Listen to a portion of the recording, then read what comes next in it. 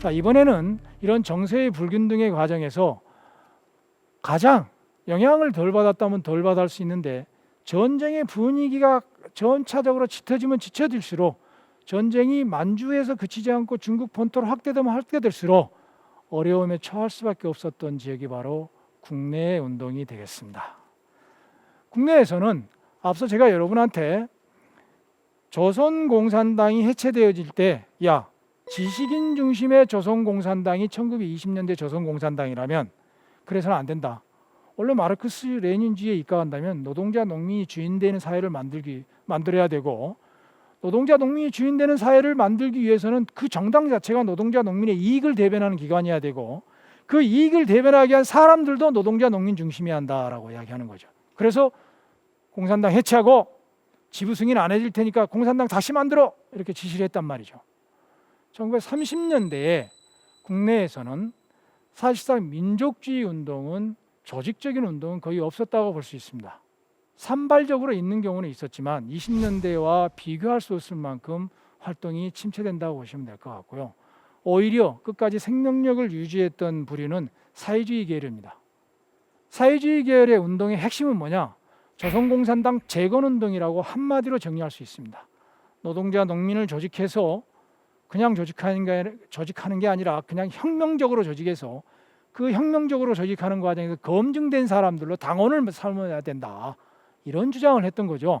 그래서 30년대 조선의 사회주의 운동은 조선공산당 재건운동이라고 볼 수 있습니다. 지금 시청자 여러분이 보시기에 화면의 맨 하단에 왼쪽에서 두 번째 사람, 가슴에 보면 X 표시가 되어 있죠. 저 사람이 이재유라는 사람입니다. 1936년에 저분을 체포했다고 그렇게 기뻐해서 기념 촬영을 했던 사진입니다. 그러면서 저 이재유라는 사람이 체포되니까 한마디로 딱 정리해요. 일본의 정보 고등정찰들이 이제 조선의 공산주의 운동은 끝났다 라고 할 만큼의 리더, 정신적인 영향력이 컸던 사람이기도 하고 리더였습니다. 자, 노동자 농민을 중심으로 해서 많은 조선공산당 재건운동이 전국에서 일어났습니다.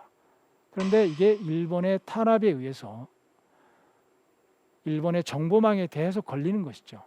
그런 과정에서 일본이 스스로 말하듯이 36년에 이재유를 체포함으로 인해서 조선공산당 운동, 조선공산주의 운동이 이제 끝났다고 할 만큼 운동이 침체기로 갑니다. 그 운동이 침체기로 갈 때 마지막으로 등장하는 운동이 하나 있었습니다. 1939년에 있었습니다. 그게 경성콩그룹이라는 조직입니다. 서울에 있는 경성공산주의자 그룹이죠. 이 그룹이 왜 제가 굳이 역사에서 여러분한테 이야기를 해야 되느냐? 조선공산주의 운동사에서 가장 이름을 많이 알린 사람은 저는 박헌영이라고 생각합니다.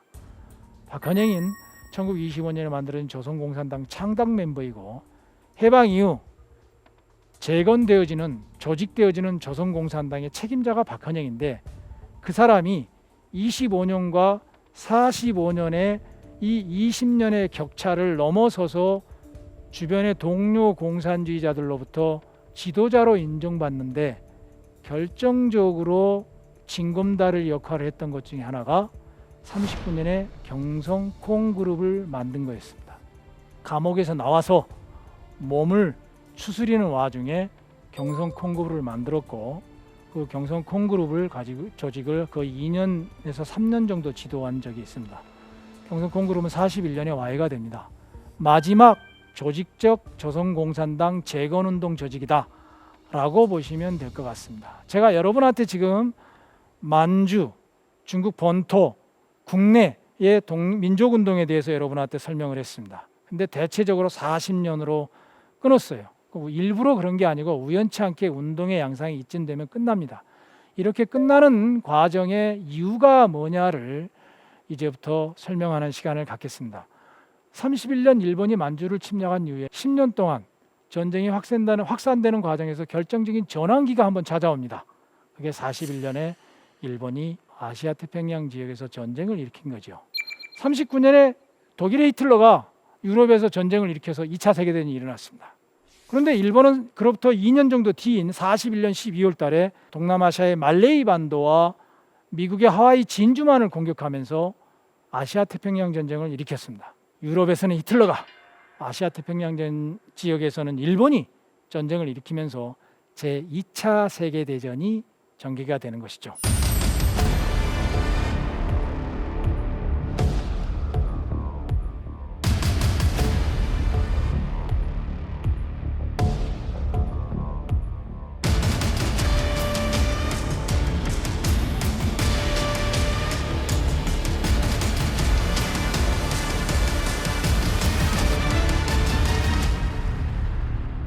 제2차 세계대전은 미국을 중심으로 한 연합국, 민주주의를 추구하는 연합국과 독일, 이탈리아, 일본이라는 파시즘 성향의 국가들, 독재 국가들과의 전쟁이었습니다. 그래서 전쟁의 성격이 한마디로 이야기하면 파시즘 대 반파시즘 전쟁이다 라고 이야기할 수 있습니다. 전쟁에서 이긴다라는 것은 반파시즘 세력이 추구하는 민주주의가 전쟁 후에 세계의 대세가 된다는 것을 의미하는 것이죠. 전쟁의 성격이 그러하다면 우리의 독립운동의 성격도 명확해지는 것입니다, 여러분. 우리의 독립운동도 민주주의를 추구하는 독립운동인 거예요. 한국의 독립운동사를 설명할 때 제가 여러분한테 드리고 싶은 말씀은 그런 것입니다. 민족의 논리로만 모두 말하지 말라. 우리의 독립운동은 민주주의를 추구하는 독립운동이었다라는 점을 이야기하고 싶은 거죠. 이 전쟁의 성격이 우리에게 그거를 명확하게 보여준다라고 저는 봅니다.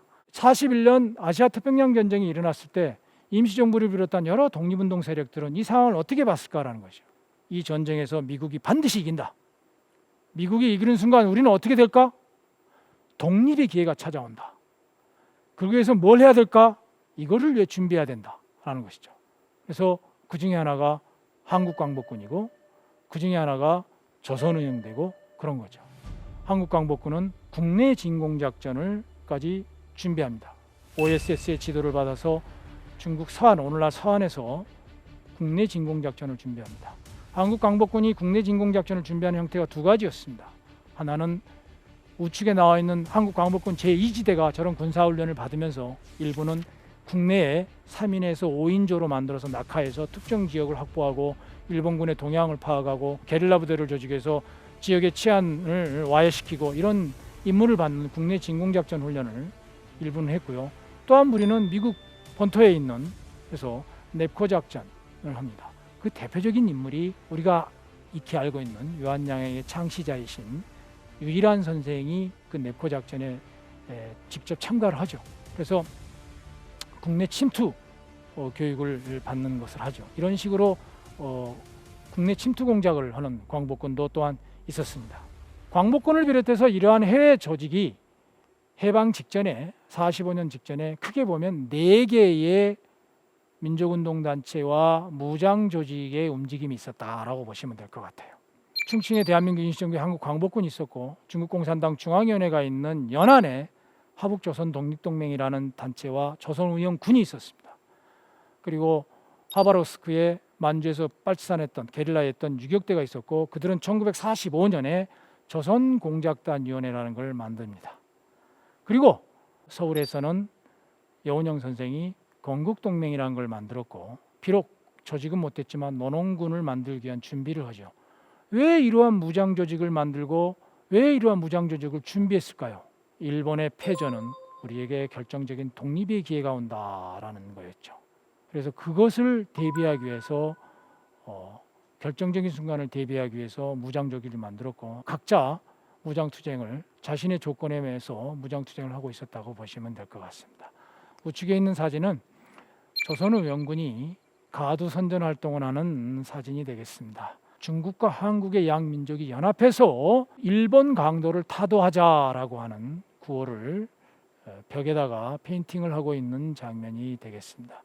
중국과 한국의 연합을 전제로 한 항일투쟁을 했던 게 한국광복군이고 조선의원군이라고 보시면 될 것 같습니다.